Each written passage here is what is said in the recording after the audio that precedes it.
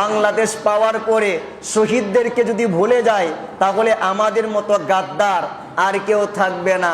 ভারতের মানুষেরা ভারতের শহীদদেরকে যদি ভুলে যায় তাহলে তাদের মতো গাদ্দার আর কেউ থাকবে না। আমেরিকার মানুষেরা আমেরিকার শহীদদেরকে যদি ভুলে যায় তাহলে আমেরিকার মতো গাদ্দার আর কেউ থাকবে না। অর্থাৎ যেই সকল শহীদদের বিনিময়ে দেশ স্বাধীন হয় তাদেরকে ভুলে গেলে তাদেরকে গাদ্দার বলা হয়। এবার আপনারাই বলেন, যে ৭২ জন নূরের টুকরার শাহাদাতের বিনিময়ে আমরা জিন্দা ইসলাম পেয়েছি, আমরা মসজিদ পেয়েছি, আমরা ধর্ম পেয়েছি, আমরা কোরআন পেয়েছি, আমরা হেদায়েত পেয়েছি, আমরা নূর পেয়েছি, আমরা রহমত পেয়েছি, আমরা বরকত পেয়েছি, আমরা ফয়েজ পেয়েছি, রাসূলুল্লাহর আদর্শ পেয়েছি। এখন ইসলাম ধর্ম পাওয়ার পরে যে ৭২ জনের কারণে ইসলাম জিন্দা হয়েছে তাদের আলোচনা যদি এই মজলিসের মধ্যে না হয়, মুহররমে না হয়, আপনার আমার মাহফিলে না হয়, মসজিদের মধ্যে না হয়, তাহলে এই মুসলমানের মতো গাদ্দার আর কেউ হতে পারে না।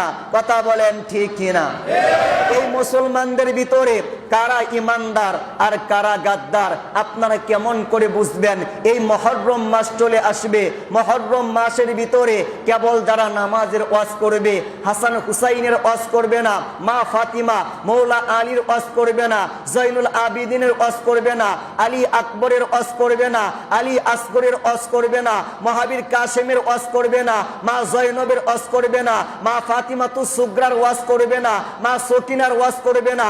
বুঝতে হবে এই মুসলমানেরা রসুলের সাথে গাদ্দারি করেছে, এই মুসলমানেরা আল্লাহর সঙ্গে গাদ্দারি করেছে, এই মুসলমানেরা ধর্মের সঙ্গে গাদ্দারি করেছে, এই মুসলমানেরা গোপনে গোপনে এজিদের টাকা খেয়েছে। কথা বলেন ঠিক কিনা? আর এই মুহররম মাসে যারা মসজিদের মিম্বরে আমার রাসূলুল্লাহর পেয়ারা নাতি, আমার রাসূলুল্লাহর কলিজা নাতি, আমার রাসূলুল্লাহর অংশ, আমার রাসূলুল্লাহর বংশ, নামাজের অংশ, ইমাম হাসানের আলোচনা করবে, ইমাম হুসাইনের আলোচনা করবে, মা ফাতেমার আলোচনা করবে, হযরত আলীর আলোচনা করবে, জয়নুল আবিদিনের আলোচনা করবে, আলী আকবরের আলোচনা করবে, আলী আসগরের আলোচনা করবে, মহাবীর কাসেমের আলোচনা করবে, মা জয়নবের আলোচনা করবে, মা ফাতিমাতুস সুগরার আলোচনা করবে। এরা হচ্ছে ১ নাম্বার ইমানদার। কথা বলেন ঠিক কিনা?